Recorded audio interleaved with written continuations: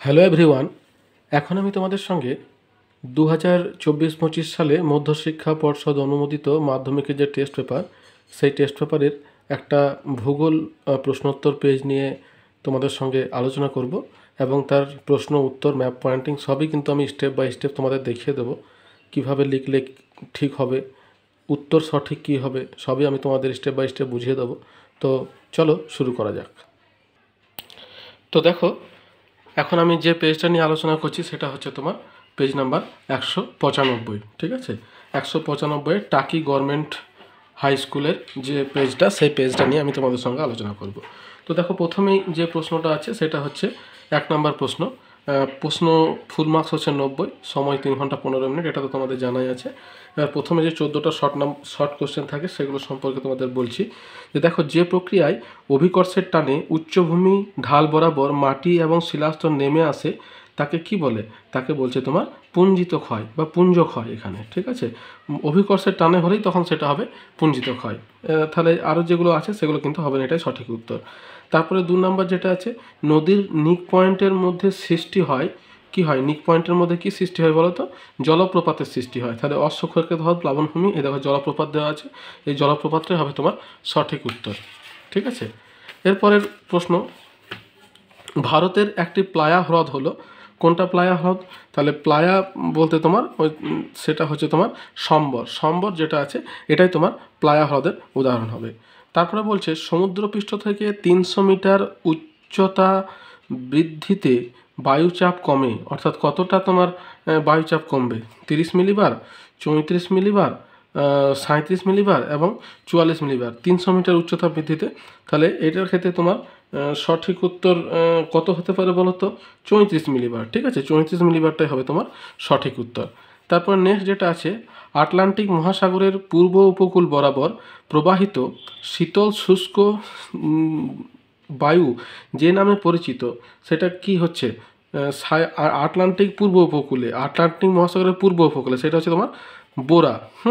ঘূর্ণবাদ, tornado, hurricane এগুলো হবে না, হবে যেটা সেটা হবে বোরা। ঠিক আছে, নেক্সট হচ্ছে কোনো স্থানে সন্ধে 6টার সময় জোয়ার সংঘটিত হলে ওই স্থানে পরবর্তী জোয়ার কখন সংঘটিত হবে? তোমার পরের দিন 6:25 AM। তাহলে দেখো, পরের দিন 6:25 AM, এই খটা হবে তোমার সঠিক অ্যান্সার।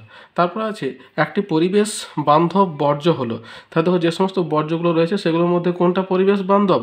দেখো, এটা হবে তোমার সীসা আছে, প্লাস্টিক, কাঁচ, এই চটটা হবে সঠিক উত্তর। ঠিক আছে, তারপরে দেখো, কাশ্মীর উপত্যকা নিম্নলিখিত কোন দুটি পর্বতশ্রেণীর মধ্যবর্তী স্থানে অবস্থিত? তাহলে কাশ্মীর উপত্যকার নিচে যেগুলো দেওয়া রয়েছে তার মধ্যে কোন দুটো? দেখো, পীরপাঞ্জল এবং জাস্কর, এটা হবে সঠিক উত্তর। তোমার ক্ষয়ে যেটা আছে এটা হচ্ছে তোমার সঠিক উত্তর, পীরপাঞ্জল এবং জাস্কর। তারপর আছে নিম্নলিখিত কোন রাজ্যে উপকূল রেখার দৈর্ঘ্য সর্বাধিক? অর্থাৎ উপকূল রেখা মানে সমুদ্রের যে উপকূল রেখা আছে সেটা কোন রাজ্যে সব থেকে বেশি আছে? সব থেকে বেশি দেখবে আছে তোমার গুজরাট। হ্যাঁ, আমরা যদি ম্যাপটা লক্ষ্য করি তাহলে দেখবে সব থেকে বেশি যেটা আছে সেটা হচ্ছে গুজরাটে। তারপর আছে একটি পর্ণমোচী গাছের উদাহরণ হলো, অর্থাৎ যার পাতা ঝরে যায় এরকম একটা গাছের উদাহরণ কী হবে বলো তো? এখানে বাবলা আছে, তুঁত আছে, মেহগিনি আছে, সুন্দরী আছে, এগুলো সবই মোটামুটি তোমার চিরহরিৎ। এখানে শুধুমাত্র তুঁত যেটা আছে এটা হচ্ছে তোমার পর্ণমোচী গাছের উদাহরণ। তারপর আছে ভারতের পশ্চিমী ঝঞ্ঝা কখন দেখা যায়? গ্রীষ্মকাল, শীতকাল, বর্ষাকাল, শরৎকাল। তাহলে শীতকালটা হবে সঠিক অ্যান্সার, কারণ শীতকালেই কিন্তু পশ্চিম দিক থেকে পশ্চিমী ঝঞ্ঝা এসে বৃষ্টিপাতটা ঘটায়। তারপর আছে ভারতের প্রধান কৃষি ব্যবস্থাটি হলো, ভারতের প্রধান কৃষি ব্যবস্থাটা। তাহলে দেখো, আমাদের যেখানে ভারতের যেটা যে সমস্ত ধরনের কৃষি হয় তার মধ্যে প্রধান কোনটা? জীবিকা সত্তাভিত্তিক কৃষি। তাহলে বাণিজ্যিক কৃষি, মিশ্র কৃষি, জীবিকা সত্তাভিত্তিক, বাণিজ্যিক কৃষি। তাহলে গোয়াটা হবে তোমার সঠিক অ্যান্সার। এরপরে দেখো আছে নিম্নলিখিত কোন রাজ্যে 2001 এবং 11 সালে সেন্সাস অনুযায়ী জনসংখ্যার বৃদ্ধির হার সর্বাধিক হয়েছিল? কোথায় তোমার জনসংখ্যা বৃদ্ধির সব থেকে বেশি হয়েছিল? বিহার, উত্তরপ্রদেশ, মেঘালয় এবং অরুণাচল প্রদেশ। 2001 এবং 11 সেন্সাসে জনসংখ্যা বৃদ্ধির হারটা সর্বাধিক ছিল তোমার মেঘালয়ে। তারপর আছে মানচিত্র দূরত্ব ও ভূমির দূরত্বের অনুপাতকে বলা হয় কি?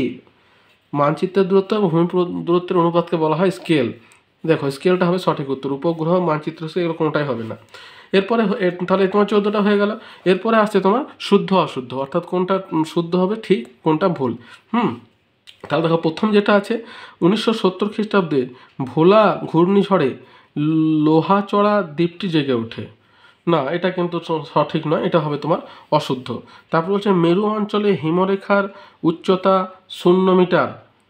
না, মেরু অঞ্চলে হিমরেখা 0 মিটার হয় না, এটা কখনো বেশি কখনো কম হয়। তাহলে এটা 0 মিটারেও দাঁড়ায়, কেননা তোমার যে শৈল যেটা আছে সেটা কিন্তু তোমার চলে আসে সমুদ্রের স্তরে। তাহলে এটা কিন্তু শুদ্ধ হচ্ছে, দুয়ের দাগে যেটা আছে এটা কিন্তু শুদ্ধ হবে।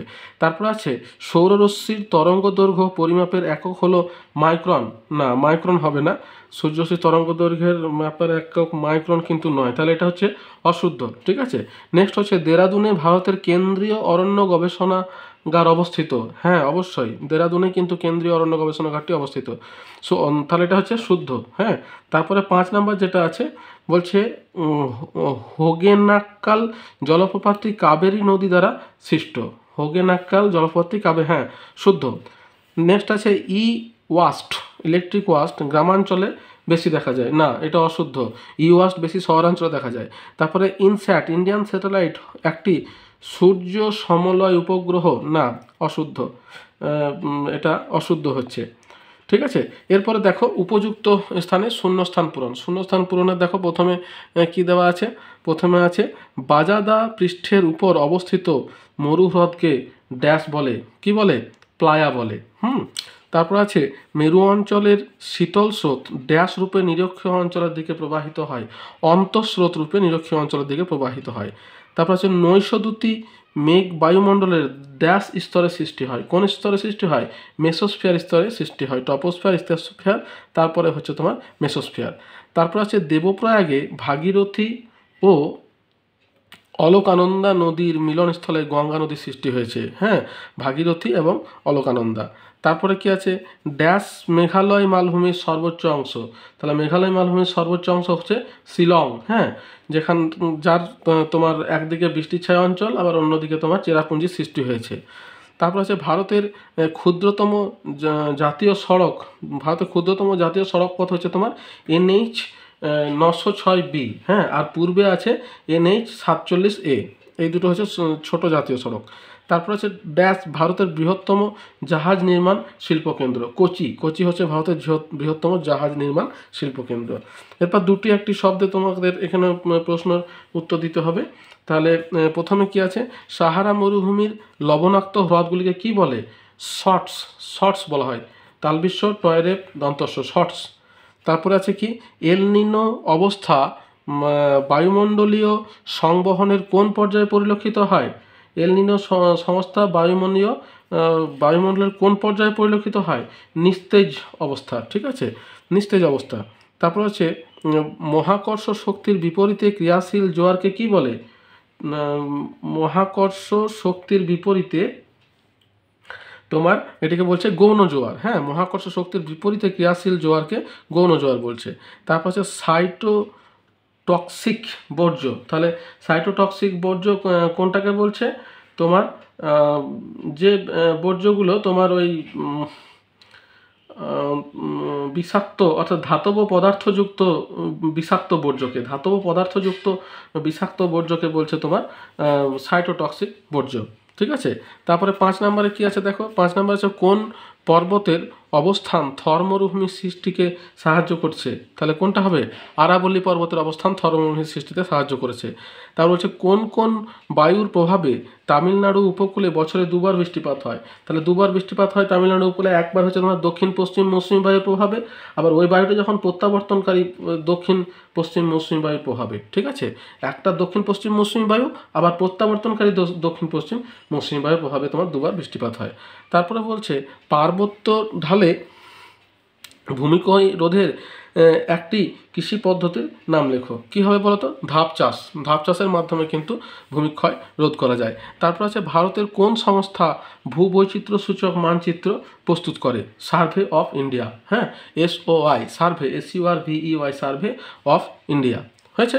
এরপরে দেখো আমরা ডান বাম এই দুটো মিলিয়ে দেখব। তাহলে দেখো প্রথমে কি আছে, প্রথমে আছে জায়র। জায়র হচ্ছে একটা সমুদ্র স্রোত, অর্থাৎ এইটার সঙ্গে হবে জায়র। তাহলে এই পাশে আমি 1 নম্বর লিখলাম। তারপর আছে কারেওয়া। কারেবাগ কোথায় আছে? এটা হচ্ছে তোমার একটা জম্মু কাশ্মীরের একটা প্রজাতি, তাহলে এটা হচ্ছে 2। তারপর আছে কি NOAA। NOAA হচ্ছে একটা তোমার উপগ্রহ, তাহলে কৃত্রিম উপগ্রহ, তাহলে এটা হচ্ছে তোমার 3 নাম্বার।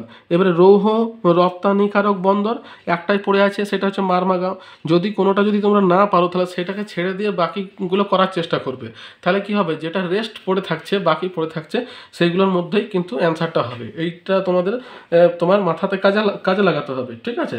এরপরে দেখো যেটা আছে সেটা হচ্ছে বড় প্রশ্ন এবারে আসছে সংক্ষিপ্ত, সেটা হচ্ছে প্রথম যেটা রয়েছে সেটা হচ্ছে যে হিমশৈল কাকে বলে। তাহলে হিমশৈল মানে কি, হিম প্লাস শৈল মানে বরফের যে চাই সেগুলোকে তোমার বলছে হিমশৈল। এই হিমশৈলের জন্যই কিন্তু প্রথম যে জাহাজ টাইটানিক সেটা কিন্তু তোমার ভেঙে গিয়েছিল। হ্যাঁ, তো দেখো এই যে হিমশৈল কি বলছে, সমুদ্রে ভাসমান বিশালাকৃতির বরফের স্তূপকে হিমশৈল বলা হয়, বা বরফের পাহাড় বা শৈল। এর বৈশিষ্ট্য কি, এর প্রধান যে বৈশিষ্ট্য সেটা হচ্ছে 1/9 জলের ওপরে থাকে আর বাকি অংশটা তোমার কিন্তু নিচে থাকছে। ফলে কি হয়, কতটা বড় এটা কিন্তু যারা সমুদ্রের উপর ভ্রমণ করছে তারা বুঝতে পারে না, যার জন্য কিন্তু অ্যাক্সিডেন্টটা বেশি হয়।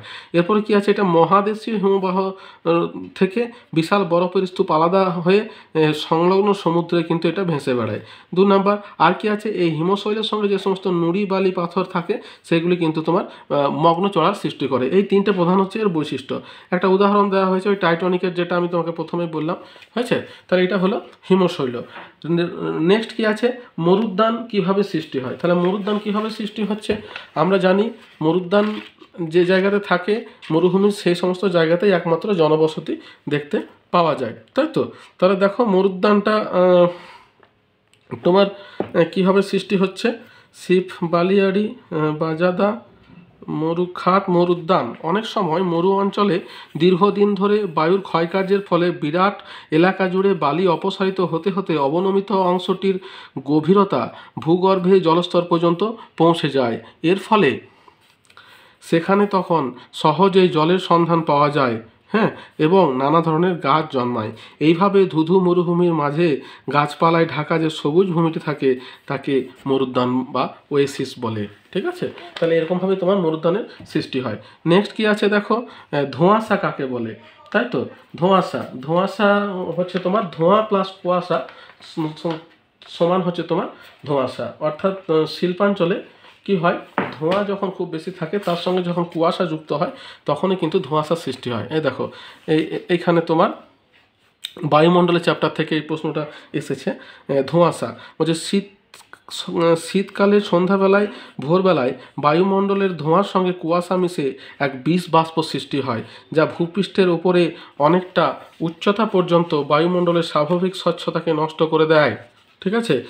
এরই নাম হচ্ছে ধোঁয়াশা। ধোঁয়া প্লাস কুয়াশা বা স্মোক প্লাস ফগ সমান স্মগ। ধোঁয়াশা সৃষ্টির পদ্ধতি কী হবে সেটাও দেওয়া আছে দেখো। সাধারণত বড় বড় শহরাঞ্চল শিল্পাঞ্চলে প্রচুর কলকারখানার নির্গত ধোঁয়া ধূলিকণা কার্বন প্রভৃতি থাকে।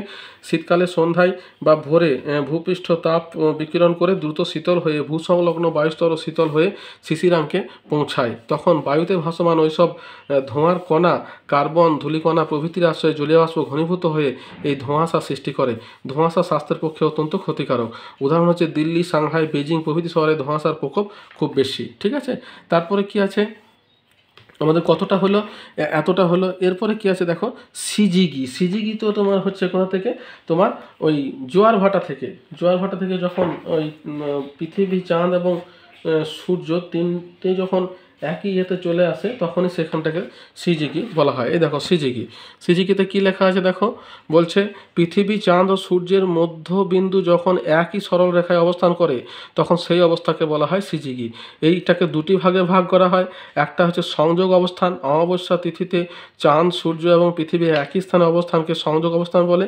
আর প্রতিযোগ অবস্থান মানে পূর্ণিমা তিথিতে পৃথিবী, চাঁদ, সূর্য ঠিক মাঝখানে অবস্থান করে বলে একে প্রতিযোগ অবস্থান বলা হয়। তাহলে এটাই হলো তোমার সিজিগি। নেক্সট প্রশ্ন কি আছে, আমাদের সিজিগিটা হয়ে গেল। সিজিগির পরে আছে তোমার রিইউজ এবং রিসাইকেল দুটির মধ্যে পার্থক্য। দেখো আমাদের যে 3R আছে বর্জ্য পদার্থ মানে ব্যবস্থাপনার, সেই 3টে আরের মধ্যে 2টো আর হচ্ছে এই রিসাইকেল এবং রিইউজ, ঠিক আছে। রিইউজ এবং রিসাইকেল এই দুটোর মধ্যে পার্থক্য বলতে বলছে। তাহলে দেখো এই যে এখানে 3R এর কথা দেওয়া আছে, দেখতে পাচ্ছ? এই যে 3টে R এর কথা বলা আছে। বর্জ্য ব্যবস্থাপনার মূল ভিত্তি হলো 3R, অর্থাৎ 3R। একটা হচ্ছে তোমার রিডিউস বা পরিমাণ হ্রাস, একটা রিইউজ এবং রিসাইকেল। তাহলে এখানে তোমাদের দুটোর মধ্যে পার্থক্য বলেছে, একটা রিইউজ এবং রিসাইকেল। তাহলে রিইউজ এবং রিসাইকেল, অর্থাৎ রিডিউসটা কিন্তু বলেনি। রিইউজ হচ্ছে যখন কোন নতুন পদ্ধতি উদ্ভাবন করে পরিত্যক্ত দ্রব্য পুনরায় ব্যবহার করা হয়, সেটা হচ্ছে রিইউজ। আর রিসাইকেল কোনটা বলছে? রিসাইকেল হচ্ছে এই পদ্ধতিতে বর্জ্য পদার্থ পরিবেশের শোধন এবং প্রক্রিয়াকরণ করে পুনরায় ব্যবহারের উপযোগী বস্তুতে পরিণত করা হয়। ঠিক আছে? তাহলে দেখো এই দুটো একটা পার্থক্য হচ্ছে এইটা, যে এই পুনর্ব্যবহার মানে যে পদ্ধতিটাতে তোমার জিনিসটাকে পুনরায় ব্যবহার করা হয়, আর পুনর্নবীকরণ মানে ব্যবহৃত দ্রব্যটাকে কিন্তু সেটাকে পুনরায় নতুন করে সৃষ্টি করা হয়। এটাই হচ্ছে এই দুটোর মধ্যে প্রধান পার্থক্য। ঠিক আছে? তাহলে দেখো দুটোই কিন্তু ওই বর্জ্য ব্যবস্থাপনার একটা করে প্রসেস। তারপরে আছে কি, নেক্সট প্রশ্ন হচ্ছে ইউট্রোফিকেশন। দেখো ইউট্রোফিকেশনটা যদি আমরা বাংলা করি তাহলে হবে অতি পুষ্টিকতা। ঠিক আছে? অতি পুষ্টিকতা কি হয়, শহরাঞ্চলে যে সমস্ত জায়গাতে নোংরা জল জমা হয় সেখানে অক্সিজেনের মাত্রাটা কমে গিয়ে সেখানে জল তোমার কচুরিপানা আরে সৃষ্টি হয়, সেটিকেই বলছে ইউট্রোফিকেশন। দেখো এখানে ইউট্রোফিকেশন কি বলছে? বলছে কৃষির জমির রাসায়নিক সার শহরের তরল আবর্জনা আবদ্ধ জলাশয়ে মিশে জলের পুষ্টির যোগান বাড়ায়, ফলে জলজ উদ্ভিদের দ্রুত বৃদ্ধি ঘটে, ফলে জল দূষিত হয় এবং জলজ প্রাণী ধ্বংস হয়। এটি হলো ইউট্রোফিকেশন। ঠিক আছে? তাহলে এটা হচ্ছে তোমার ইউট্রোফিকেশন, একটা জল দূষণের অংশ বিশেষ। নেক্সট প্রশ্ন কি আছে তোমার? ইউট্রোফিকেশনটা হলো ইউট্রোফিকেশন হলো, এবার আছে বৃষ্টির জল সংরক্ষণের দুটি পদ্ধতি। তাহলে বৃষ্টির জলকে যদি আমরা সংরক্ষণ করি তাহলে কি হবে, আমাদের কিন্তু জলের চাহিদাটা কিন্তু পূরণ হবে। তাহলে বৃষ্টির জল সংরক্ষণের পদ্ধতিগুলো কি কি আছে? দেখো এখানে বৃষ্টির জল সংরক্ষণের পদ্ধতি দেওয়া আছে। প্রথম হচ্ছে ভূপৃষ্ঠের জলপ্রবাহকে আটকে রেখে, অর্থাৎ আমরা যখন বৃষ্টিটা হয় তখন কি হয়, জলটা কিন্তু ভূমি দিয়ে বেয়ে কিন্তু চলে যায়। হ্যাঁ, তো সেটাকে যদি আমরা আটকে রাখি কোনো একটা জলাধারে, তাহলে কি হবে, এই জলাধারের জল কৃষিতে, শিল্পে, গৃহস্থালির কাজে পানীয় জলের আধার হিসাবে ব্যবহার করা যাবে। এটা হলো 1 নাম্বার। 2 নাম্বার কি আছে, বাড়ির ছাদে বৃষ্টির জল ধরে রেখে, অর্থাৎ বাড়ির ছাদে যে বৃষ্টির জলটা পড়ে সেই জলটাকে যদি আমরা কোনো একটা কন্টেনারে, পাত্রের সাহায্যে কোনো একটা জায়গাতে যদি ধরে রাখি, দেখো এখানে যে ছবিটা দেওয়া আছে, এই ছবিটা দেখো, বৃষ্টির যে জলটা হচ্ছে সেই জলটা কিন্তু তারা এই ট্যাঙ্কেতে কিন্তু তোমার রিজার্ভ করে রাখছে এবং পরে ব্যবহার করছে। তাহলে এই যে দুটো পদ্ধতি, এই দুটোই হচ্ছে তোমার বৃষ্টির জলকে সংরক্ষণের দুটি পদ্ধতি। হ্যাঁ, তারপরে কি আছে দেখো, দুন কাকে বলে? দেখো দুনটা কিন্তু আগেও তোমার এসেছে। দুন হচ্ছে তোমার একটা উপত্যকা। হ্যাঁ, আমাদের কাশ্মীর উপত্যকায় একটা নদীর উপত্যকার একটা আঞ্চলিক নাম হচ্ছে তোমার দুন। হ্যাঁ, তো দেখো দুন উপত্যকার যে অংশগুলো আছে তার মধ্যে এই যে দেখো পশ্চিম হিমালয়ে বিশেষত গাড়োয়াল হিমালয় অঞ্চলে, মধ্য হিমালয় পর্বতশ্রেণী, শিবালক পর্বতশ্রেণীর মধ্যবর্তী অংশে যেসব উপত্যকা, যে সমস্ত দীর্ঘ কিন্তু অল্প বিস্তৃত প্রায় সমতল উপত্যকা আছে সেগুলিকে দুন বলে। যেমন দেরাদুন, এটা উত্তরাখণ্ডে অবস্থিত। ঠিক আছে? তারপরে কি আছে, দুন হলো, এবার ভারতের সড়ক পথের শ্রেণীবিভাগ করো। ভারতের সড়ক পথের শ্রেণীবিভাগ। দেখো ভারতের যে সড়ক পথ আছে সেই সড়ক পথকে আমরা কতগুলো ভাগে ভাগ করতে পারি। হ্যাঁ, কি কি ভাগ আছে দেখো, প্রধানত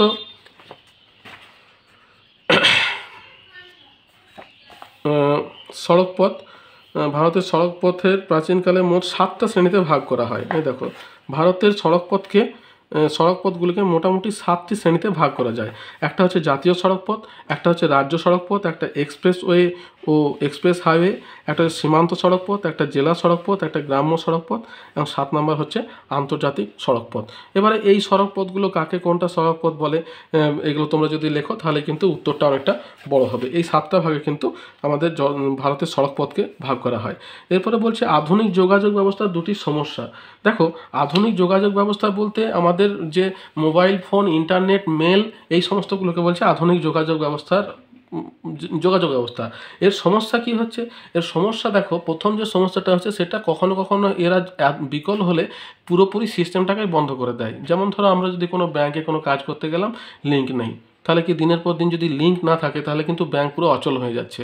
তাহলে এটা কিন্তু একটা খারাপ দিক। তার কারণ হচ্ছে যখন ম্যানুয়াল ছিল তখন কাজটা কিন্তু স্লো হলেও কিন্তু হচ্ছিল, কিন্তু যখন ইন্টারনেট ব্যবস্থার মাধ্যমে যখন থাকছে না তখন কিন্তু এটা পুরোপুরি একবারেই বন্ধ হয়ে যাচ্ছে। এটা কিন্তু একটা খারাপ দিক। 2 নাম্বার কি হচ্ছে, যে আমার অবর্তমানে আমার প্রোফাইলকে ব্যবহার করে কেউ সেটাকে অসৎ উদ্দেশ্যে কাজে লাগাচ্ছে। ঠিক আছে, এটা গেল 2 নাম্বার। 3 নাম্বার কি হচ্ছে, যদি কোনো কারণে তোমার যান্ত্রিক গোলযোগ হয় তখন কিন্তু এটাকে আমরা কিন্তু আর ব্যবহার করতে পারি না। আর এটা কিন্তু আধুনিক যোগাযোগ ব্যবস্থার যে সমস্ত মাধ্যমগুলো আছে সেগুলো সবই কিন্তু মানে রিচ, টাকা পয়সার প্রয়োজনীয়তাটা কিন্তু অত্যধিক বেশি, অল্প টাকাতে কিন্তু হয় না। এখন যদি একটা স্মার্টফোনও কেনা হয় তারও দাম কিন্তু বেশি, বা মোবাইল বলো, মেল বলো, এগুলো কিন্তু কোনোটাই অল্প টাকাতে কিন্তু হয় না। তাহলে যদি কারো ইকোনমিক কন্ডিশন খারাপ থাকে সে কিন্তু এগুলো ব্যবহার করতে পারবে না। তাহলে আধুনিক যোগাযোগ ব্যবস্থার কিন্তু এগুলো কিন্তু কয়েকটা সমস্যা হিসাবে আমরা এগুলোকে ব্যাখ্যা করতে পারি। তারপরে দেখো, এবার চলে এলাম আমরা ঘ বিভাগের। প্রথমে প্রশ্নটা কি আছে, মরুকরণ। ঠিক আছে, মরুকরণ। মরুকরণ মানে কি? মরুকরণ মানে হচ্ছে মরুভূমির সম্প্রসারণ যেটা। হ্যাঁ, আমাদের যে গ্লোবাল ওয়ার্মিং হচ্ছে, এই গ্লোবাল ওয়ার্মিংয়ের জন্য মরুভূমির যে সম্প্রসারণ সেটাকে বলছে তোমার এক কথায় মরুকরণ। দেখো, মরুকরণের যে উদাহরণগুলো আছে সেগুলোর মধ্যে তোমার সব থেকে বেশি যেটা সেটা মরুকরণকেই বলছে তোমার। এরপরে তোমার মরুকরণের পরে আমরা যদি অন্য কিছু আলোচনা করি তাহলে পরেরটা আছে যে মরুকরণের পর হয়েছে তোমার মানুষের ওপর ওজোন স্তর বিনাশের প্রভাব লেখো। তাহলে মানুষের ওপর ওজোন স্তর বিনাশের প্রভাব কি? ওজোন স্তর যদি বিনাশ হয় তাহলে কি হবে, আমাদের ক্ষতিকারক যে অতিবেগুনি রশ্মিটা আছে বিনাশের প্রভাব। এই দেখো, ওজোন স্তর বিনাশের প্রভাব এখানে দেওয়া আছে। কি কি আছে? প্রথম যেটা আছে অতিবেগুনি রশ্মির হাত থেকে রক্ষা। হ্যাঁ, পরিবেশের ওজোন স্তরের প্রভাব বা ওজোন স্তর বিনাশের কারণ, বিনাশের প্রভাব, এটা ওজোন স্তরের প্রভাব বা ওজোন স্তর বিনাশের কারণ বা প্রভাব যাই বলো, সৃষ্ট কারণ এবং এর ফলে কি কি হতে পারে। তাহলে দেখো, ক্লোরোফ্লুরো যৌগের প্রভাব, এই দেখো মানুষের সৃষ্ট কারণের মধ্যে ক্লোরোফ্লুরো যৌগের প্রভাব, ওজোন স্তরের যে প্রভাবগুলো আছে সেই প্রভাবগুলোর ফলে আমাদের কিন্তু প্রাণীকুলের উপর প্রভাব। এই দেখো, প্রাণীকুলের উপরে তোমার ওজোন স্তরের ক্ষতিকারক প্রভাব হয়, ফলে অতিবেগুনি রশ্মি জীবজন্তুর রোগ প্রতিরোধ, প্রজনন ক্ষমতা হ্রাস পায়, জলজ প্রাণী অথবা চিংড়ি এই সমস্তগুলোর ক্ষতি হয়। ঠিক আছে, তারপরে কি আছে, জীবজগতের ওপর প্রভাব। ওজোন স্তর যদি অতিবেগুনি রশ্মিকে প্রতিহত না করতো তাহলে উদ্ভিদের বেঁচে থাকার জন্য প্রয়োজনীয় সালোক সংশ্লেষে বাধা হতো এবং উদ্ভিদ শুকিয়ে যেত। এরপর আছে মানুষের ওপর প্রভাব। এই দেখো, মানুষের উপর প্রভাব, মানুষের উপর কী প্রভাব হতো, ওজোন স্তর অতিবেগুনি রশ্মিকে শোষণ করে নেয় বলে দুরারোগ্য ত্বকের ক্যান্সার থেকে মানুষ রক্ষা পায় এবং দেহের রোগ প্রতিরোধ ক্ষমতা তোমার অটুট থাকে। এছাড়া অসময়ে চোখে ছানি পড়া, প্রজনন ক্ষমতা হ্রাস প্রভৃতি সমস্যা থেকে এটি মানুষকে রক্ষা করে। আর অন্যান্য প্রভাব কি আছে, ওজোন স্তরে অতিবেগুনি রশ্মি শোষিত হয় বলে বায়ুমণ্ডলের নিচের স্তরে তাপমাত্রা কম থাকে এবং তার ফলে ভূপৃষ্ঠে উদ্ভিদ এবং প্রাণীজগৎ সৃষ্টির অনুকূল পরিবেশ সৃষ্টি হয়েছে। তাহলে এগুলো সবই হচ্ছে তোমার ওজোন স্তরের প্রভাবের মধ্যে পড়ছে। এরপরে কি আছে দেখো, বিনাশের প্রভাব। এরপরে দেখো, প্রশ্নটা আবার এসেছে, বর্জ্য পদার্থের ব্যবস্থাপনায় 3R এর গুরুত্ব লেখো। তাহলে 3R তো আমি তোমাদেরকে কিছুক্ষণ আগেই বললাম, রিসাইকেল, রিইউজ এবং রিডিউস, এই তিনটের হচ্ছে তোমার বর্জ্য পদার্থ ব্যবস্থাপনার পদ্ধতি। হ্যাঁ, রিইউজ মানে পুনরায় ব্যবহার করা, রিডিউস মানে ব্যবহার কমানো, আর রিসাইকেল মানে পুনর্নবীকরণ, অর্থাৎ জিনিসটাকে পুনরায় ব্যবহার করা। ঠিক আছে, এরপরে কি আছে, হুগলি নদীতে বর্জ্য পদার্থের প্রভাব লেখো। তাহলে হুগলি নদীতে বর্জ্য পদার্থের প্রভাব, অর্থাৎ আমাদের যে গঙ্গা নদী যাকে বলছে, যেটা কলকাতার পাশ দিয়ে যেটা চলে যাচ্ছে হুগলি নদী নাম নিয়ে, তার উপরে বর্জ্য পদার্থের প্রভাব কি কি আছে সেটা আমাদেরকে এখানে লিখতে হবে। তাহলে দেখো, এখানে হুগলি নদীতে বর্জ্যের প্রভাব, দেখো ভাগীরথী হুগলি নদীর ওপর বর্জ্য পদার্থের প্রভাব এই যে দেওয়া আছে। বর্জ্য পদার্থের প্রভাব কি আছে, প্রথমেই হচ্ছে দেখো নদীর জলের দূষণ। তাহলে নানা প্রকার বর্জ্য পদার্থ মেশার ফলে নদীর জলের কিন্তু ভৌত, রাসায়নিক, জৈবিক ধর্মের পরিবর্তন ঘটছে এবং জল সাংঘাতিকভাবে দূষিত হচ্ছে। 2 নম্বর কী হচ্ছে, নদীর নাব্যতা হ্রাস, অর্থাৎ নদী কিন্তু তার স্বাভাবিক গতিটা হারিয়ে ফেলছে। তারপরে কি আছে দেখো, জলবাহিত রোগের সংক্রমণ, অর্থাৎ ভাগীরথী নদীর জল কিন্তু পানীয় জল হিসাবে ব্যবহার হয় বলে তার মাধ্যমে নানা নানা প্রকার জলবাহিত রোগের সংক্রমণ ঘটছে। এরপরে কি আছে, জলজ বাস্তুতন্ত্রের ক্ষতি, অর্থাৎ জলে যে সমস্ত জীবগুলো বসবাস করে বর্জ্যের মাধ্যমে নানা রকম বিষাক্ত পদার্থ নদীর জলে মিশে যাওয়ার ফলে জলজ বাস্তুতন্ত্র ও জীবজগৎ সমূহ ক্ষতির সম্মুখীন হচ্ছে। তারপরে কি আসছে, কৃষিকাজে ক্ষতি, নদীতে দূষিত জল সেচের ব্যবহার করায় ফলে উৎপাদিত ফসলের গুণমানের অবনতি ঘটছে।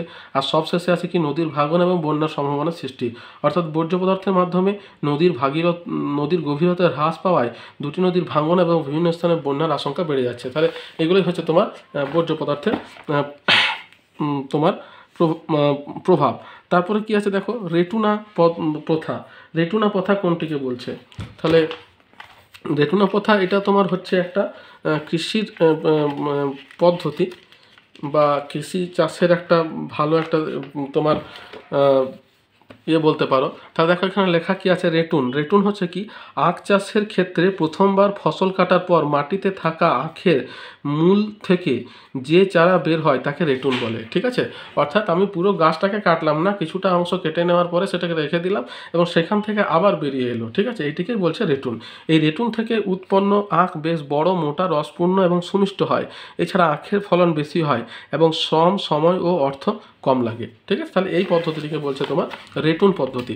তারপরে কি আছে, উদাহরণসহ বনভিত্তিক এবং প্রাণীভিত্তিক শিল্প কাকে বলে লেখো। তাহলে দেখো এটা তোমার কি হচ্ছে, আমাদের ভারতের যে শিল্পগুলো আছে তার যে শ্রেণীবিভাগ, ঠিক আছে, সেই শ্রেণীবিভাগ থেকে কিন্তু যে শিল্পগুলো আছে তারই তোমার দুটো কিন্তু এখানে দেওয়া হয়েছে। দেখো এখানে আমাদের ভারতের কৃষি যে শিল্পগুলো আছে তাকে 4 ভাগে ভাগ করছে। কি হচ্ছে, কৃষিভিত্তিক শিল্প, প্রাণীজ ভিত্তিক শিল্প, খনিজ ভিত্তিক শিল্প এবং বনজ ভিত্তিক শিল্প। তাহলে এখানে কি বলছে, বনভিত্তিক এবং প্রাণীভিত্তিক শিল্প কাকে বলে? বনভিত্তিক শিল্প কোনটাকে বলছে? বনভিত্তিক শিল্প এবং প্রাণীভিত্তিক শিল্প, এই দুটো তোমাদের জানতে চেয়েছে। তাহলে বনভিত্তিক কোনটা বলছে বনজ দ্রব্য কাঁচামাল হিসেবে ব্যবহৃত হয়, যেমন কাগজ ও কাষ্ঠমণ্ড, বিভিন্ন রকমের কুটির শিল্প। হ্যাঁ, আর প্রাণীভিত্তিক শিল্প বলছে প্রাণী থেকে প্রাপ্ত দ্রব্য কাঁচামাল হিসেবে ব্যবহৃত হয়, যেমন পশম, ডেয়ারি, মাংস প্রক্রিয়াকরণ, এইগুলো। ঠিক আছে, তারপরে কি আছে দেখো, নেক্সট প্রশ্ন হচ্ছে ভূবৈচিত্র্য সূচক মানচিত্রের গুরুত্ব লেখো। আচ্ছা, ভূবৈচিত্র্য সূচক মানচিত্র মানে টোপোগ্রাফিক্যাল ম্যাপকে বলছে।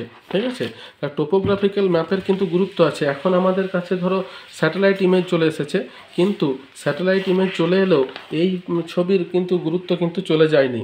তাহলে দেখো টোপোগ্রাফিক্যাল ম্যাপের যে গুরুত্বগুলো সেগুলো হচ্ছে তোমার, দেখো প্রথম যেটা আছে 1 নাম্বার হচ্ছে তোমার আঞ্চলিক, সাংস্কৃতিক ও ভূপ্রাকৃতিক তথ্য, অর্থাৎ টোপোগ্রাফিক্যাল ম্যাপ থেকে কিন্তু আমরা কোনো একটা অঞ্চলের আঞ্চলিক, সাংস্কৃতিক এবং ভূপ্রাকৃতিক তথ্যটা কিন্তু পেয়ে যেতে পারি। হয়েছে, তারপরে দেখো 2 নাম্বার কি আছে, 2 নাম্বার হচ্ছে প্রতিরক্ষা কাজে গুরুত্বপূর্ণ, মানে সেনাবাহিনী বা বর্ডার এলাকাতে যে প্রতিরক্ষা কাজ আছে সেক্ষেত্রে কিন্তু এই টোপোগ্রাফিক্যাল ম্যাপ খুবই গুরুত্বপূর্ণ। যার জন্য কিন্তু তোমরা যদি টোপো ম্যাপ চাও তাহলে কিন্তু ওই বর্ডার এলাকার টোপো ম্যাপ কিন্তু সহজে অ্যাভেলেবেল করা হয় না। হ্যাঁ, আমাদেরকে ছাত্রদের পড়ানোর জন্য যে টোপো ম্যাপ দেওয়া হয় সেগুলো কিন্তু বেশিরভাগই মানে অভ্যন্তরীণ আর কি, দেশের অভ্যন্তরীণ ম্যাপগুলোকে দেওয়া হয়, কিন্তু ওই বাইরেরগুলো কিন্তু দেওয়া হয় না, ওগুলো প্রতিরক্ষার কাজে কিন্তু সংরক্ষিত থাকে। এরপরে এছাড়াও কি আছে, গবেষণামূলক কাজে এটা ব্যবহার করা হয়, ভূমির ব্যবহার জানার জন্য, অর্থাৎ কোনটা কোন টাইপের ভূমি এইসবের জন্য, এবং ভূমির ব্যবহারের পরিবর্তন জানার জন্য এটা খুবই গুরুত্বপূর্ণ। বর্তমানে স্যাটেলাইট ইমেজ এসে যাওয়াতে এই দুটোকে ট্রানজেক্ট করে কিন্তু গবেষণার কাজ কিন্তু খুবই সুবিধাজনক হয়েছে। এরপরে কি আছে দেখো, এখানে যে ভূসমলয় এবং সূর্য সমলয় উপগ্রহগুলোর মধ্যে পার্থক্য, অর্থাৎ ওই এটা এই দুটোর মধ্যে পার্থক্য। আমরা ইংরাজিটা বেশি প্রচলিত, ওই জন্য আর কি বুঝতে তোমাদের অসুবিধা হচ্ছে। এই দুটোর মধ্যে হচ্ছে তোমার জিও স্টেশনারি এবং সান সিনক্রোনাস উপগ্রহ। ঠিক আছে, এই দুটোর মধ্যে পার্থক্য। তাই দুটোর মধ্যে পার্থক্য কী আছে, সমুদ্র থেকে 36,000 কিলোমিটার উচ্চতায় যেটা আসছে সেটা হচ্ছে জিও স্টেশনারি বা ভূসমলয় উপগ্রহ, আর সমুদ্র থেকে 700 থেকে 900 কিলোমিটার উচ্চতায় যেটা আছে সেটা হচ্ছে সান সিনক্রোনাস উপগ্রহ। 2 নাম্বার কি বলছে, নিরক্ষরেখা বরাবর পৃথিবীর মতো সমগতিতে পশ্চিম থেকে পূর্ব দিকে ঘোরে, আর এটা হচ্ছে কোনটা, উত্তর দক্ষিণে এটা আবর্তন করে।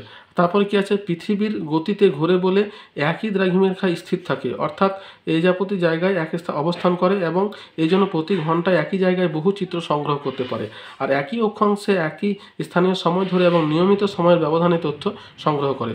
তারপরে আছে এটাকে হচ্ছে এনভায়রনমেন্টাল মনিটরিং স্যাটেলাইট বলা হয়, যেটা এটা আবহাওয়ার পূর্বাভাস দেয় তাই। আর এটা কি করছে, এটা সম্পদ সম্পর্কে আমাদের তথ্য দেয়, যার জন্য একে রিসোর্স মনিটরিং স্যাটেলাইট বলা হয়। তাহলে এই হচ্ছে তোমার দুটো স্যাটেলাইটের মধ্যে পার্থক্য। তারপরে কি আছে হলো ঘ বিভাগ শেষ হলো। সব প্রশ্নের উত্তর কিন্তু তোমাদের দিতে হবে না, এখানে যে 4টে প্রশ্ন দেওয়া আছে তার মধ্যে কিন্তু 3টের উত্তর দিতে হবে, ভুল করো না। যেটা দেখবে যতগুলো দেওয়া আছে, এই যে ধরো এখানে দুটো, মানে পরে যেটা লেখা আছে সেটা হচ্ছে তোমার সংখ্যা, আর সামনে যেটা লেখা আছে সেটা কিন্তু তোমার প্রশ্নের মান। হ্যাঁ, অনেক সময় আমাদের ভুল হয়ে যায়, তো এখানে আমাদের যে কোনো দুটো প্রশ্নের উত্তর দিতে হবে, কিন্তু আমি তোমাদের সবগুলোই বলে দেবো। দেখো তারপরে কি আছে, 5 দাগের হিমবাহ ও জলধারার মিলিত সঞ্চয় কার্যের ফলে গঠিত ভূমিরূপ। তাহলে এটা তোমার কি এই বিশেষ কিছু ভূমিরূপ আছে যেটা তোমার হিমবাহ এবং জলধারার মিলিত কাজের ফলে গঠিত হয়। মোটামুটি 6টা মতো ভূমিরূপ কিন্তু এখানে আছে, হিমবাহ জলধারা মিলিত কাজের ফলে গঠিত ভূমিরূপ, এগুলো কিন্তু তোমাদের মনে রাখতে হবে। দেখো এই 6টা ভূমিরূপ কি কি আছে, প্রথম যেটা আছে সেটা হচ্ছে তোমার বহির্ধত সমভূমি, ঠিক আছে, বহির্ধত সমভূমি। আর অবশ্যই তোমরা ছবি দেবে। হ্যাঁ, প্রথমে তোমার কিভাবে সৃষ্টি হয় বলছে, এটা কি হচ্ছে প্রান্ত গ্রাবরেখার শেষে বরফ গলা জলপ্রবাহের মাধ্যমে হিমবাহিত নুড়ি কাকড় বালি প্রভৃতি বিস্তীর্ণ অঞ্চল জুড়ে সঞ্চিত হলে যে সমভূমির সৃষ্টি হয় তাকে বহির্ধত সমভূমি বা আউটহাউস প্লেন বলে। এর বৈশিষ্ট্য যেগুলো আছে সেগুলো তোমাদের ছোটো ছোটো করে দিতে হবে, আর তোমাকে কিন্তু ছবিটা অবশ্যই দিতে হবে। 2 নম্বর কি আছে, ড্রামলিন। দেখো উল্টানো নৌকার মতো আকৃতি বিশিষ্ট যে ভূমিরূপ এই সৃষ্টি হয় হিমবাহ এবং জলের মিলিত কার্যের ফলে তাকে কিন্তু বলছে ড্রামলিন। হ্যাঁ, তাহলে ডিম ভর্তি ঝুড়ির মতো বা উল্টানো ঝুড়ির মতো, ডিমের ঝুড়ির মতো, এটাই হচ্ছে এর বৈশিষ্ট্য, তোমার এর সংজ্ঞা। আর বৈশিষ্ট্য কি আছে, এটা সঞ্চয় কার্যের ফলে সৃষ্টি হয়, উচ্চতা 6 মিটার থেকে 60 মিটারের মধ্যে হয়। এগুলি হিমপ্রবাহের দিকে অমসৃণ খাড়া এবং বিপরীত দিকে মসৃণ এবং ঢালু হয়। তারপরে তোমার ছবি দিলে, তারপরে কি আছে কেম। হ্যাঁ, কেমটা কোনটাকে বলছে, কেম হচ্ছে তোমার ত্রিকোণাকার একটা ভূমিরূপ। বলছে হিমবাহ শেষ প্রান্তে হিমবাহিত নুড়ি বালি পাথর ইত্যাদি পদার্থ যখন হিমবাহিত গলে জলধারা বহন করে নিয়ে গিয়ে কোনো বড় জলাভূমি বা হ্রদে সঞ্চয় করে ত্রিকোণাকার বা দ্বীপের মতো ভূমিরূপ গঠন করে তাকে বলা হয় কেম। বুঝতে পেরেছ? তারপর কি আছে এস্কার। এস্কার কোন জিনিসটাকে বলছে, এস্কার হচ্ছে অনেক সময় হিমবাহিত প্রস্তর নুড়ি বালি প্রভৃতি হিমবাহিত জলধারার মাধ্যমে বাহিত হয়ে পর্বতের পাদদেশে জমা হয়ে তোমার শৈলশিলার মতো ভূমিরূপ তোমার যে গঠন করে তাকে বলছে এস্কার। দেখো এই যে চিত্র দেওয়া আছে এটাকে বলছে তোমার এস্কার। আর কেটেল কোনটাকে বলছে, কেটেল হচ্ছে তোমার কোনো কোনো বহির্গত সমভূমির মধ্যে বিরাট বিরাট বরফের চাঁই নানা ধরনের অবক্ষেপের মধ্যে চাপা পড়ে থাকে, পরে যখন ওইটা গলে যায় তখন গর্তের সৃষ্টি করে, তখন সেটিকে বলছে কেটেল বা কেটেল হ্রদ সৃষ্টি হয় এখান থেকে। ঠিক আছে, আর সবশেষে যেটা দেওয়া আছে সেটা হচ্ছে নব। নব কোনটাকে বলছে, হিমবাহ বাহিত পাথর নুড়ি কাঁকড় প্রভৃতি হিমবাহ গলিত জলধারার মাধ্যমে বহির্ধৌত সমভূমির ওপরে ছোট ছোট টিলার আকারে সঞ্চিত হলে সেটিকে নব বলে। ঠিক আছে, তাহলে এইটাই হচ্ছে তোমার এইগুলোর তোমার এই দুটি কাজের ফলে গঠিত ভূমিরূপ। এরপরে কি আছে দেখো, তাহলে এতটা হলো। এরপরে আছে আমাদের ঘনীভবন কাকে বলে। তাহলে ঘনীভবন কোন জিনিসটাকে বলছে, ঘনীভবন হচ্ছে তোমার মেঘ হচ্ছে তোমার ঘনীভবনের একটা উদাহরণ। অর্থাৎ ঘনীভবন মানে ঊর্ধ্ব আকাশে কোনো কিছু বাষ্পীভূত হয়ে যখন জমে যায় তখন সেটিকে বলছে ঘনীভবন। আমি তোমাদের বলে দিচ্ছি। দেখো ঘনীভবন হলো ঘনীভবন বায়ুর উষ্ণতা শিশিরাঙ্কের পৌঁছালে জলীয় বাষ্প লিনতাপ ত্যাগ করে জলকণা বা বরফকণায় পরিণত হয়। যে প্রক্রিয়ায় জলীয় বাষ্প জলকণা বরফকণায় পরিণত হয় তাকে ঘনীভবন বলে। ঠিক আছে, তাহলে যে প্রক্রিয়ায় জলীয় বাষ্প জলকণা বা বরফকণায় পরিণত হচ্ছে সেটিকেই বলছে তোমার ঘনীভবন। হলো, এই ঘনীভবন কি বলেছে, ঘনীভবনের বিভিন্ন রূপগুলি সংক্ষিপ্ত পরিচয় দেওয়া যায়। তাহলে তারপরে দেখো দেওয়া আছে ঘনীভবনের বিভিন্ন রূপ। প্রথম রূপটা কি আছে, শিশির। অর্থাৎ দেখো ঘনীভূত হয়েই কিন্তু কুয়াশা ঘনীভূত হয়ে কিন্তু শিশিরের সৃষ্টি হয়। তারপরে কি আছে কুয়াশা। তাহলে কুয়াশা দেখো শীতকালে দীর্ঘ রাতে ভূপৃষ্ঠে তাপ বিকিরণ করে ভোরবেলা অধিক শীতল হলে ভূপৃষ্ঠ সংলগ্ন বায়ুস্তর শীতল হয়ে শিশিরাঙ্কে পৌঁছালে জলীয় বাষ্প ভাসমান ধূলিকণাকে আশ্রয় করে ঘনীভূত হয়ে ভূমি সংলগ্ন নিম্ন বায়ু বায়ুস্তরে ভাসতে থাকে, এটিকে হলো কুয়াশা। তারপর আছে ধোঁয়াশা। ধোঁয়াশাটা তো আমি কিছুক্ষণ আগে আলোচনা করলাম, ধোঁয়া প্লাস কুয়াশা তো সমান হচ্ছে ধোঁয়াশা। এরপর আছে মেঘ।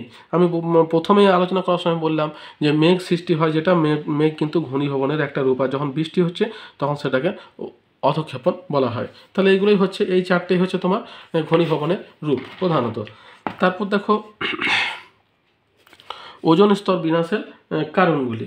তাহলে ওজোন স্তর বিনাশ বিভিন্ন কারণে ধরো আমরা করছি, আমাদের এখন অদূরদর্শিত এই যে তোমার সিএফসি ব্যবহার, এসি ফ্রিজে যে বিভিন্নভাবে আমরা করছি, এগুলো কিন্তু সবই হচ্ছে তোমার ওজোন বিনাশের আর কি কারণ। তাহলে ওজোন স্তর বিনাশ কীভাবে হচ্ছে, আমাদের প্রশ্নটা হচ্ছে ওজোন স্তর বিনাশের কারণগুলি আলোচনা করো। ওজোন স্তর বিনাশের কারণগুলি এবং গুরুত্বপূর্ণ প্রভাবগুলি লেখো। তাহলে বিনাশের কারণ এবং প্রভাব দুটোই কিন্তু এখানে তোমার দেওয়া আছে। তাহলে প্রথমে কারণগুলি কি আছে দেখো। প্রথমে হচ্ছে প্রাকৃতিক কারণ, সেটা হচ্ছে অতিবেগুনি রশ্মির সঙ্গে রাসায়নিক বিক্রিয়া। হ্যাঁ, সূর্য থেকে আগত অতিবেগুনি রশ্মির সঙ্গে রাসায়নিক বিক্রিয়া কিন্তু ওজনের অণুগুলো ভেঙে ওজোন স্তরের ক্ষতি করছে। 2 নম্বর কি আছে, সূর্যরশ্মির পরিমাণ বৃদ্ধি। মানে প্রতি বছর 10 থেকে 11 বছর অন্তর সূর্যরশ্মির পরিমাণ বৃদ্ধি পায়।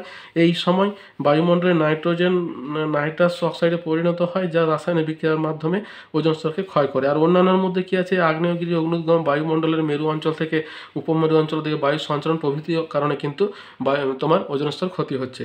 মানুষ সৃষ্ট কারণ কি, সিএফসি এর যৌগের প্রভাব, অর্থাৎ আমাদের যে ঠান্ডা করা যে এসি ফ্রিজ ব্যবহার করা হচ্ছে, এখান থেকে যে সিএফসি বের হয়, এটা কিন্তু ওজোন স্তরে ক্ষতি করে। তারপর হচ্ছে হ্যালন যৌগের প্রভাব, মানে সূর্যের অতিবেগুনি রশ্মি হ্যালন 1211 হ্যালন 1301কে ভেঙে দিয়ে ব্রোমিন পরমাণুকে মুক্ত করে, এই জন্য ওজোন স্তর ধ্বংস হয়। তারপরে সালফেট যৌগের প্রভাব, কারখানার চিমনি থেকে যে সালফার ডাইঅক্সাইড বের হয়, এটা কিন্তু তোমার আমাদের প্রভাব ফেলে। বিমান চলাচলের জন্য, অর্থাৎ স্ট্র্যাটোস্ফিয়ার স্তরে যে বিমান চলছে, মধ্য দিয়ে চলাচল করে বিমান থেকে নির্গত নাইট্রোজেন মনোক্সাইড আর নাইট্রোজেন অক্সাইড ওজোন স্তর তোমার ক্ষয় করে থাকে। তাহলে এটা হচ্ছে তোমার ওজোন স্তর বিনাশের কারণ।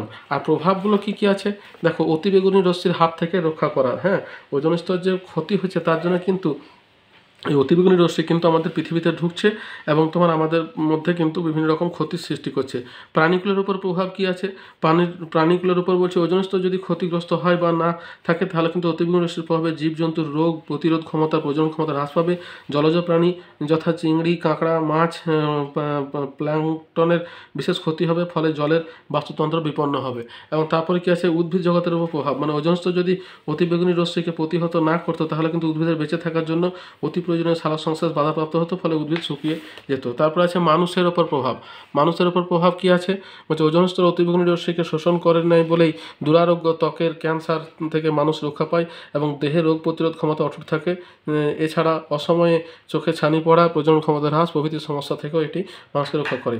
আর অন্যান্য কি আছে, অন্যান্য হচ্ছে অতিবেগুনি রশ্মি শোষিত হয় বলে বায়ুমণ্ডলের নিচের স্তরে তাপমাত্রা কম, এর ফলে উদ্ভিদ জগতে অনুকূল পরিবেশের সৃষ্টি হয়েছে। তাহলে এটা গেল তোমার ওজোন স্তরে। এরপরে কি আছে, জোয়ার ভাটা সৃষ্টির কারণগুলি। তাহলে জোয়ার ভাটার সৃষ্টি আমাদের যে হয়, সে তো আমরা জানি যে সূর্য এবং চাঁদ এই দুটোর জন্যই কিন্তু জোয়ার ভাটা হয়, কিন্তু সূর্যের থেকে চাঁদের আকর্ষণটা কিন্তু বেশি প্রভাব ফেলে জোয়ার ভাটা সৃষ্টির ক্ষেত্রে। হ্যাঁ, তো দেখো আমি তোমাদের দেখাচ্ছি জোয়ার ভাটার সৃষ্টির কারণ। এখানে দেখো জোয়ার ভাটার সৃষ্টির যে কারণ, এটা কিন্তু এর আগেও টেস্ট পেপারে প্রশ্নও কিন্তু কয়েকবার দিয়েছে, অতএব এটা কিন্তু একটা গুরুত্বপূর্ণ প্রশ্ন, এর উত্তরটা কিন্তু ভালো করে করো। প্রথম হচ্ছে দেখো জোয়ার ভাটার সৃষ্টির কারণ, এখন পৃথিবীর ওপর চাঁদ এবং সূর্যের আকর্ষণ বল। হ্যাঁ, চাঁদ এবং সূর্যের আকর্ষণ বলের জন্য কিন্তু জোয়ার ভাটার সৃষ্টি হয়। একইভাবে যখন আকর্ষণ করে তখন কিন্তু নিউটনের মহাকর্ষ সূত্র অনুসারে বিশ্বব্রহ্মাণ্ডে প্রতিটি বস্তুকে আকর্ষণ করছে, সুতরাং গ্রহ উপগ্রহ সূর্য প্রতিটি জ্যোতিষ্ককে কিন্তু পরস্পরকে আকর্ষণ করে। এই হিসাবে চাঁদ, সূর্য এবং পৃথিবী একে অপরকে আকর্ষণ করে, তবে সূর্যের তুলনায় চাঁদের উপরে আকর্ষণ বেশি। হ্যাঁ, এই জন্যই কিন্তু যখন জলরাশি ফুলে ওঠে তখন সেখানে জোয়ার হয়, এবং যেহেতু পৃথিবীর জলের অংশ কোনো একটা জায়গায় গিয়ে ফুলে ওঠে, তখন সেই জায়গায় জলটা কমে গিয়ে ভাটা হয়। ঠিক আছে, এরপরে কি আছে, পৃথিবীর আবর্তন ও কেন্দ্রজনিত কেন্দ্রাতিক বল। তাহলে আবর্তনের জন্য কিন্তু তোমার কেন্দ্রাতিক বলের জন্য কিন্তু জোয়ার এবং ভাটার সৃষ্টি হয়, অর্থাৎ যেখানে কেন্দ্রাতিক বলটা বেশি সেখানে জোয়ারের সৃষ্টি হয়, আর যেখানে কম সেখানে তোমার ভাটার সৃষ্টি হচ্ছে। তাহলে এই দুটোই হচ্ছে তোমার প্রধানত জোয়ার ভাটা সৃষ্টির কারণ। হয়েছে, নেক্সট দেখো চলে এলাম, আমাদের ইও হয়ে গেল। এরপরে চ, এখানেও কিন্তু তোমাদেরকে দুটো প্রশ্নের উত্তর দিতে হবে, কিন্তু এখানে 4টে দেওয়া আছে। প্রথম যেটা আছে, ভারতে জলসেচের প্রয়োজনীয়তা। তাহলে জলসেচের প্রয়োজনীয়তা বেশি কেন হয়? যে সমস্ত জায়গাতে তোমার জল থাকে না, যেমন ধরো যদি শীতকালে যে রবি শস্য চাষ হয় সে তখন তো জলসেচের প্রয়োজন হয়েই থাকে। এছাড়া গ্রীষ্মকালে যদি ধরো মৌসুমি বায়ু অনিশ্চয়তা থাকে তখনও কিন্তু জলসেচের প্রয়োজন হয়। তাহলে দেখো জলসেচের সুবিধাটা কী আছে, তাহলে এটাই লিখতে হবে জলসেচের সুবিধা। তাহলে খালের দ্বারা জলসেচের মাধ্যমে পতিত জমিকে কৃষি জমিতে রূপান্তর করা সম্ভব হয়। অর্থাৎ কোনো জায়গাতে জমি পতিত যদি হয়, বৃষ্টির কারণে যদি সেখানে বৃষ্টি না হয়, চাষ না হয়, তাহলে তোমার পতিত জমিটাকে কিন্তু কৃষি জমিতে রূপান্তর করা যেতে পারে। 2 নম্বর কী আছে, খাল হলো স্থায়ী, জলসেচের মাধ্যম রক্ষণাবেক্ষণের প্রয়োজন কম। হ্যাঁ, খাল যদি করা হয় তাহলে কিন্তু তোমার স্থায়ী একটা কাজ হয়ে গেল, এটা রক্ষণাবেক্ষণ করার কিন্তু খুব একটা প্রয়োজন হয় না। তারপরে আছে খালের মাধ্যমে জলসেচের প্রয়োজনে বহুমুখী পরিকল্পনার সুবিধা বাড়ে, বহুমুখী যে নদী পরিকল্পনাগুলো আছে তার সুবিধা বাড়ে। আর কি আছে, ভৌমজলে ভাণ্ডার অক্ষত থাকে। আমরা যদি ভৌমজলকে কৃষিকাজে খুব বেশি ব্যবহার করে ফেলি তাহলে কিন্তু আমাদের পানীয় জলটা কিন্তু পাবো না, বা আরও অন্যান্য অসুবিধার সৃষ্টি হতে পারে, যার জন্য জলসেচকে বেশি পরিমাণে ব্যবহার করা প্রয়োজন। তাহলে এটা হয়ে গেল। তারপর হচ্ছে ভারতে গম চাষের অনুকূল পরিবেশ। দেখো যে কোনো চাষের অনুকূল পরিবেশকে দুটি ভাগে ভাগ করা হয়, একটা হচ্ছে প্রাকৃতিক, একটা অপ্রাকৃতিক। হ্যাঁ, প্রাকৃতিকের মধ্যে পড়ছে তোমার ভূপ্রকৃতি, জলবায়ু, মৃত্তিকা, আর অপ্রাকৃতিকের মধ্যে পড়ছে তোমার শ্রমিক, পরিবহন, মূলধন এবং বাজার। ঠিক আছে, এটাই হচ্ছে তোমার ধারণা। এবার দেখো দেওয়া আছে, আমি তোমাদের আলাদা করে বলেও দিলাম, এবার দেখিয়ে দিচ্ছি। দেখো প্রাকৃতিক পরিবেশ, গম চাষের প্রাকৃতিক পরিবেশের মধ্যে জলবায়ুর মধ্যে উষ্ণতা এবং বৃষ্টিপাত। উষ্ণতা লাগছে 15 থেকে 20, বৃষ্টিপাত লাগছে 50 থেকে 100 সেন্টিমিটার। এরপরে চলে এলো মৃত্তিকা। মৃত্তিকাতে কী আছে, তোমার ভারী দোআঁশ বা বেলে দোআঁশ মাটি কিন্তু গম চাষের পক্ষে উপযুক্ত। নেক্সট কী আছে, ভূমির অবস্থা, অর্থাৎ গাছের গোড়ায় কিন্তু জল যাতে জমা না হয় তার জন্য কিন্তু ঢালু জমির প্রয়োজন হয়। এরপরে চলে এলো তোমার অর্থনৈতিক পরিবেশ। তার মধ্যে প্রথম হচ্ছে তোমার জলসেচ, অর্থাৎ জলসেচটা তোমার প্রয়োজন হয়, গম যেহেতু একটা রবি শস্যের মধ্যে পড়ে তাই। 2 নম্বর হচ্ছে শ্রমিক, অর্থাৎ ভালো শ্রমিক, বীজ বপন, কাটা, ছাঁটা, ঝাড়াই সবাইয়ের জন্য। তারপরে হচ্ছে মূলধন, মূলধন মানে টাকা পয়সা, বীজ কেনা, তোমার যন্ত্রাংশ, শ্রমিক সবের জন্য মূলধনের প্রয়োজন হয়। আর বাজার এবং চাহিদা, অর্থাৎ তোমার আন্তর্জাতিক বাজারে ধানের যাতে চাহিদা যেহেতু আছে তাই এর কিন্তু গুরুত্ব আছে। এরপরে কি আছে, গম চাষ হলে। এরপর দেখা হচ্ছে পেট্রোরসায়ন শিল্পের কেন্দ্রীয় হওয়ার কারণগুলি কী কী। ভারতে পেট্রোরসায়ন শিল্পের কেন্দ্রীয় হওয়ার কারণগুলি, অর্থাৎ কী কারণে ভারতে পেট্রোরসায়ন শিল্প কিন্তু গড়ে উঠছে। তাহলে দেখো ভারতে পেট্রোরসায়ন শিল্পকে বলছে কি আধুনিক শিল্প দানব। কেন বলছে বলতো, তার কারণ হচ্ছে পেট্রোরসায়ন শিল্প কিন্তু আরও অন্যান্য যে অনুচরী শিল্পগুলো আছে, ছোট শিল্পগুলো আছে, সেগুলোকে কিন্তু বন্ধ করে দিচ্ছে, যার জন্য পেট্রোরসায়ন শিল্পকে আধুনিক শিল্প দানব বলা হয়। এই শিল্পে উৎপাদিত প্রতিটি সামগ্রী উপকরণ দৈনন্দিন কাজে লাগে। পেট্রোরসায়ন শিল্পের উপর নির্ভর করে অনেক ধরনের শিল্প গড়ে ওঠে। এই শিল্পগুলিকে ডাউন স্ট্রিম শিল্প বলা হয়। হ্যাঁ, এবার দেখো ভারতের বিকাশ কি বলছে। 1966 সালে ইউনিয়ন কার্বাইড ইন্ডিয়া লিমিটেড ট্রম্বেতে পেট্রোরসায়ন কারখানা স্থাপনের জন্য ভারতে এই শিল্পের প্রকৃত সূচনা ঘটায়। 1977 সালে গুজরাট রাজ্যের হাজিরাতে এবং 2002 সালে পশ্চিমবঙ্গের হলদিয়া পেট্রোরসায়ন কারখানা গড়ে ওঠে। প্রথমে আছে কি প্রয়োজনীয় কাঁচামাল। কী কারণে ভারতে তোমার এটা গড়ে উঠছে, প্রয়োজনীয় কাঁচামাল। তাহলে দেখো খনিজ দ্রব্য, প্রাকৃতিক গ্যাস যা কিছু নেই, যেমন ন্যাপথা, মিথেন, ইথেন যা কিছু আছে সব শিল্পের এই শিল্পের কাঁচামাল। উৎপন্ন উপজাত দ্রব্য হচ্ছে রাসায়নিক দ্রব্য, নানা ধরনের ফসফেট, এই সমস্ত কারণের জন্য। এর কোন কোন জায়গাতে এগুলো কেন্দ্রীভূত হয়েছে দেখো। প্রথম যেটা আছে সেটা ইন্ডিয়ান পেট্রোকেমিক্যাল কর্পোরেশন ইন্ডিয়া অধীনস্থ কারখানা, এগুলো ভাদোদরা, জওহর, এই সমস্তগুলো হবে তথ্য। 2 নম্বর কী আছে, সাদার্ন পেট্রোকেমিক্যাল ইন্ডাস্ট্রিজ কর্পোরেশন। হ্যাঁ, এখানে তোমার তামিলনাড়ুর কাছে এটা গড়ে উঠেছে। তারপরে আছে বঙ্গাইগাঁও রিফাইনারি অ্যান্ড পেট্রোকেমিক্যাল। তারপরে পরের আছে তোমার রিলায়েন্স ইন্ডাস্ট্রিজ লিমিটেড। 5 নম্বর আছে Mangalore refinery and petrochemicals limited. 6 নম্বর আছে হলদিয়া পেট্রোকেমিক্যালস লিমিটেড। 7 নম্বর আছে মিৎসুবিশি কেমিক্যালস কর্পোরেশন। 8 নম্বর আছে Bombay dyeing and manufacturing company limited. আর 9 নম্বর আছে মানালি পেট্রোকেমিক্যালস লিমিটেড। তাহলে এইগুলোই হলো তোমার ভারতের তোমার প্রধান পেট্রো রসায়ন শিল্প কেন্দ্রগুলি। তারপরে কি আছে দেখো, সবশেষে আছে ভারতের জনসংখ্যা বৃদ্ধির নেতিবাচক প্রভাবগুলি। তাহলে দেখো জনসংখ্যা যে বাড়ছে এর কিন্তু নেতিবাচক প্রভাব কিন্তু অনেক আছে। কি কি আছে দেখো, প্রথমে কি আছে, বাসস্থানের সমস্যা। দেখো 1 নাম্বার যেটা আছে সেটা হচ্ছে বাসস্থানের সমস্যা। তাহলে যখনই জনসংখ্যা বাড়ছে তখনই কী হচ্ছে, জমিটা কিন্তু কমে যাচ্ছে, সে কৃষি জমি বলো বা বাসস্থানের জমি বলো। তাহলে বাসস্থানের সমস্যা হচ্ছে। 2 নম্বর কী হচ্ছে, পরিবহনের সমস্যা। এখন আমাদের প্রত্যেকটা শহরে জ্যাম একটা বিশাল ফ্যাক্টর। কেন? তার কারণ জনসংখ্যা বাড়ছে, গাড়ি বাড়ছে, কিন্তু সেই হারে কিন্তু রাস্তার বিস্তৃতি কিন্তু হচ্ছে না, যার জন্য কিন্তু পরিবহনের সমস্যা হচ্ছে। তারপর হচ্ছে স্বাস্থ্যের সমস্যা। তাহলে যখনই তোমার বেশি পরিমাণে জনসংখ্যা বাড়বে তখন তার স্বাস্থ্যের পরিষেবা দেওয়ার জন্য তোমার যে পরিমাণ পরিকাঠামো দরকার সে হারে গড়ে উঠছে না, যার জন্য কি হচ্ছে, সেখানে তোমার স্বাস্থ্যের সমস্যা হচ্ছে। বা জনসংখ্যা বৃদ্ধির জন্য যানবাহনের ধোঁয়া অত্যধিক বাড়ছে, যা বায়ু দূষণকে ঘটাচ্ছে। আবর্জনা, জলাভূমি, নর্দমা এবং নানা পতঙ্গবাহিত রোগ, বস্তিতে জলবাহিত রোগ, পুষ্টি সমস্যা শহরের মানুষকে ভোগায়। সেই কারণে নগরগুলিতে অত্যন্ত দূষিত নগরে পরিণত হচ্ছে। তারপর হচ্ছে শিক্ষার সমস্যা। যখন শহরে স্কুল, কলেজ, বিশ্ববিদ্যালয়ের সংখ্যা বেশি থাকায় শিক্ষা ব্যবস্থা উন্নত, কিন্তু দরিদ্র বস্তিবাসীর পক্ষে শিক্ষার সব সুযোগ সুবিধা নেওয়া সম্ভব হয় না। ফলে শিক্ষাক্ষেত্রে অসাম্যতা লক্ষ্য করা যায়। তারপর হচ্ছে বিদ্যুতের সমস্যা। তাহলে অপরিকল্পিত নগরায়নের ফলে বিদ্যুতের অতিরিক্ত চাহিদা বিদ্যুতের ঘাটতি সৃষ্টি করে। এতে শিক্ষা, বাণিজ্য এবং অন্যান্য ক্ষেত্রে সমস্যার সৃষ্টি হয়। আর সবশেষে আছে জল নিকাশি সমস্যা।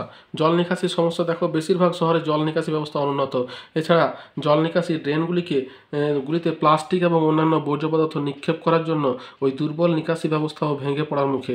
একটু বেশি বৃষ্টি হলে শহর জলপ্লাবিত হয়। ড্রেনে জমে থাকা নোংরা জল থেকে নানা রকম রোগব্যাধির সৃষ্টি হয়। ঠিক আছে, তাহলে দেখো এইটা হলো তোমার নগরায়নের সমস্যা। এরপরে জনসংখ্যা বৃদ্ধির সমস্যা। এরপরে লাস্ট যেটা আছে ম্যাপ পয়েন্টিং। তাহলে দেখো ম্যাপ পয়েন্টিংটা আমি তোমাদের দেখিয়ে দিই। তোমাদের 10 নাম্বার কিন্তু আছে ম্যাপ পয়েন্টিংয়ের ক্ষেত্রে, প্রত্যেকটার জন্য 1 নাম্বার করে। আর ম্যাপ পয়েন্টিংটা খুবই সহজ, কঠিন কিছু না। দেখো প্রথম যেটা আছে 1 নাম্বার দিয়েছে আরাবল্লী পর্বত। তাহলে দেখো আরাবল্লী পর্বতটা ঠিক আমাদের এরকম জায়গাতে আছে আরাবল্লী পর্বত। ঠিক আছে, নিয়ে এখানে লিখে দেবে একটা। এটা খুব সহজ পদ্ধতি। আর না হয় করতে পারো কি, এখানে 1 2 3 4 করে নামগুলো লিখবে, তারপরে এখানে শুধু 1 2 লিখে দিলেই হবে। তাহলে এটা হচ্ছে তোমার আরাবল্লী পর্বত, এরকম জায়গাতে আছে আরাবল্লী পর্বত। তারপরে 2 নাম্বার কি আছে, কৃষ্ণা নদী। তাহলে দেখো কৃষ্ণা নদীটা কোন জায়গাতে হবে, কৃষ্ণা নদীটা দেখো এই জায়গাতে আমি আগে করে রেখেছি তোমাদের দেখানোর সুবিধার জন্য। দেখো এই জায়গা থেকে শুরু হবে, এই যে খাঁজটা আছে এইখান থেকে শুরু করে এরকম, এটা হচ্ছে 2 নাম্বার কৃষ্ণা নদী। ঠিক আছে, তারপরে কি আছে দেখো 3 নাম্বার হচ্ছে উত্তর পূর্ব ভারতের সর্বাধিক বৃষ্টিপাতযুক্ত অঞ্চল। দেখো উত্তর পূর্ব ভারতের সব থেকে উত্তর পূর্ব এই জায়গাতে সব থেকে বেশি বৃষ্টিপাত কিন্তু হয় এই মেঘালয়। ঠিক আছে, মেঘালয়ের শিলং, চেরাপুঞ্জি, এই যে তোমার সর্বাধিক বৃষ্টিপাতযুক্ত অঞ্চল, এটা কিন্তু পূর্ব ভারতে পড়ছে। অতএব এইটা হচ্ছে তোমার 3 নাম্বার। এখানে তোমার মেঘালয় কথাটা লিখতে পারো, বা শুধু এরকম দাগ দিয়ে কিন্তু 3 লিখে দিলেও তোমাদের হয়ে যাবে। তারপরে কি আছে, ভারতের একটি শুষ্কতম অঞ্চল মানে সব থেকে কম বৃষ্টিপাত যেখানে হয়। তাহলে কোনটা হবে, আমাদের রাজস্থান, জয়সলমীর। এই যে এই পিছন এই অংশটা তোমার আছে রাজস্থান জেলাটি। তাহলে এই জায়গাটা সেট করে লিখলে রাজস্থান, আর 4 নাম্বার দিয়ে দিলে হয়ে গেল রাজস্থান 4 নাম্বার। এরপর কি আছে 5 নাম্বার, ভারতের সর্বনিম্ন জনঘনত্বপূর্ণ অঞ্চল। ভারতের সব থেকে কম জনঘনত্বপূর্ণ অঞ্চল হচ্ছে অরুণাচল প্রদেশ। ঠিক আছে, দেখো এখানে জনঘনত্ব সব থেকে কম, বা জনসংখ্যাও বলতে পারো। তাহলে এই দেখো অনেক বড় একটা রাজ্য এই জায়গাতে অবস্থান করছে, এরকম জায়গায় এখানে এরকম সেট করে এখানে অরুণাচল প্রদেশ আর 5 নাম্বার দিয়ে দিলে তাহলেই হয়ে যাবে তোমার সর্বনিম্ন জনঘনত্বপূর্ণ অঞ্চল। তারপরে আছে কি, একটি কফি উৎপাদক অঞ্চল। দেখো কর্ণাটক, কেরালা এই সমস্ত জায়গাতে কিন্তু কফি বেশি পরিমাণে উৎপাদিত হয়। তাহলে এই জায়গাতে এই অংশটা তুমি একটু সেট করে এখানে 6 নাম্বার লিখে দিলে কর্ণাটক, কেরালা ইত্যাদি এই সমস্ত জায়গায়। ঠিক আছে, তারপরে আছে কি, ভারতের রুড় অঞ্চল। ভারতের রুড় কাকে বলা হয়, দুর্গাপুরকে ভারতের রুড় বলা হয়। দেখো দুর্গাপুর, এই যে আমরা তো পশ্চিমবঙ্গবাসী, পশ্চিমবঙ্গের ঠিক এই যে বাংলাদেশের এই অংশ থেকে সামান্য এগিয়ে এসে এই জায়গাতে হচ্ছে তোমার দুর্গাপুর। তাই দুর্গাপুর হচ্ছে ভারতের রুড়। 7 নাম্বার দিয়ে দুর্গাপুর লিখে দেবে তাহলেই হবে। তারপর কি আছে, ভারতের বৃহত্তম আন্তর্জাতিক বিমানবন্দর ইন্দিরা গান্ধী, যেটা দিল্লিতে অবস্থিত। দেখো এই জায়গাতে ঠিক দিল্লি যেখানে আছে, দিল্লির এরকম জায়গাতে তোমার হচ্ছে সব থেকে বড় 8 নাম্বার দেওয়া আছে ইন্দিরা গান্ধী আন্তর্জাতিক বিমানবন্দর। তারপরে কি আছে, সোনালী চতুর্ভুজ। তাহলে সোনালী চতুর্ভুজ কাকে বলছে, সোনালী চতুর্ভুজ হচ্ছে আমাদের ভারতের 4টি মেট্রো সিটি দিল্লি, মুম্বাই, চেন্নাই এবং কলকাতা, এই 4টে শহরকে তোমার যে 6 লেন বিশিষ্ট রাস্তা দিয়ে বা 4 লেন বিশিষ্ট রাস্তা দিয়ে যুক্ত করার যে পরিকল্পনা, সেটি হচ্ছে তোমার সোনালী চতুর্ভুজ। তাহলে এই দেখো, এটা হচ্ছে দিল্লি, হ্যাঁ, এরকম জায়গাতে হচ্ছে মুম্বাই, এখানে হচ্ছে চেন্নাই এবং এখানে হচ্ছে কলকাতা। এই 4টিকে দেখো যুক্ত করছে এই যে সড়ক পথ, এইটা হচ্ছে তোমার সোনালী চতুর্ভুজ। এখানে লিখে দিলে 9, তাহলে হয়ে গেল। তারপরে সব শেষে আছে তুতিকোরিন। তুতিকোরিন পেট্রোকেমিক্যাল ইন্ডাস্ট্রির একটা জায়গা। এটা দেখো এরকম জায়গাতে আসবে, এই যে ছোট্ট মতো একটা খাঁজ আছে, এইখানে দিয়ে পরে 10 লিখে দিলে তুতিকোরিন। ঠিক আছে, তাহলে ম্যাপ পয়েন্টিংও কমপ্লিট হয়ে গেল। এবার আমি কয়েকটা কথা বলে রাখি, সেটা হচ্ছে দেখো, তোমরা যখনই প্রশ্নের উত্তর লিখবে তখন সংজ্ঞা, বৈশিষ্ট্য, উদাহরণ এই 3টে ভাবে লেখার চেষ্টা করবে। আর স্কেচ সবসময় মেনটেন করার চেষ্টা করবে। একটু কম লেখো কিন্তু স্কেচ দাও, ছবি দাও, তাহলে কিন্তু তোমার নাম্বার ক্যারি করবে। আর আরেকটা কথা বলি, যদি কখনো এমন হয়, চেষ্টা করবে সমস্ত প্রশ্ন ভালোভাবে লেখার এবং প্রত্যেক নাম্বারের জন্য যেভাবে সময় দেওয়া আছে সেই সময়ের মধ্যে প্রশ্নের উত্তর লেখার চেষ্টা করবে। কিন্তু যদি কোনো কারণে দেখা যায় যে শেষের সময় কম এবং নাম্বার প্রশ্নের সংখ্যা তোমার বেশি আছে বা লিখতে তোমার সময় বেশি লাগবে, তখন চেষ্টা করবে প্রত্যেকটা প্রশ্নকে অল্প অল্প লিখেও অ্যাটেম্প করতে, কেন সেক্ষেত্রে তোমার নাম্বারটা বেশি ক্যারি করে। তুমি যদি দুটো প্রশ্নের মধ্যে একটা প্রশ্ন খুব ভালো করে লিখলে আরেকটা লিখতে পারলে না, বা দুটো প্রশ্ন হাফ হাফ করে লিখলে, সেক্ষেত্রে কিন্তু তোমার নাম্বারটা বেশি ক্যারি করবে। তাহলে এই জিনিসগুলো কিন্তু তোমরা মনে রাখবে। ঠিক আছে, তাহলে দেখো, যদি আমার ভিডিওটা, আমার কষ্টটা যদি তোমাদের ভালো লেগে থাকে, তাহলে আমার চ্যানেলটিকে প্লিজ লাইক করো, বন্ধুদের মধ্যে শেয়ার করো, আর সাবস্ক্রাইব করে রাখো।